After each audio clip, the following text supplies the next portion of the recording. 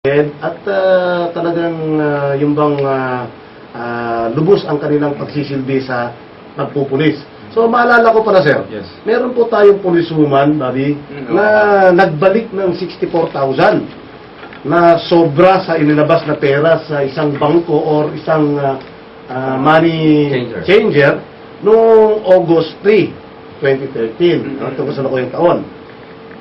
Bibigyan ba natin siya ng pagkilala sa ilalim ng PNP reward, sir? Definitely. No, we are going to give her an award, no, at baka may monetary reward pa. Alam mo naman si RP, no, natutuwa siya sa mga ganyan, no, may binibigay ka agad na mga monetary reward yan, no. Now, yung tinutukoy po ninyo ay si PO3 Janet Acoba, no, ng Barangay Katagaman, Tuguegarao City, at nakasan ito sa Lasam Police Station. Napakalayo sir, napakalayo yan.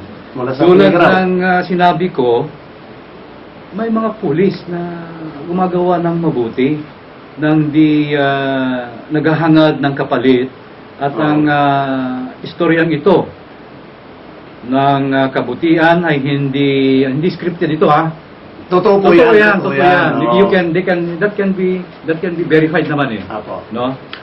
Sa kabila ng simpleng buhay itong si PO3 Acoba, no? At di kalakihang sahod sa PNP, alam mo naman, yung sahod natin, PO3 po ito. ay walang alinlangan, ibinalik niya ang pera. Nagkakalaga yata ng 64,000 pesos, okay. 4,000. Na kung tutuusin ay malaking halaga po yun. 3 buwan ng sweldo niya yun, Opo. kung tutuusin, no? Now, si PO3 Acoba na mismo ang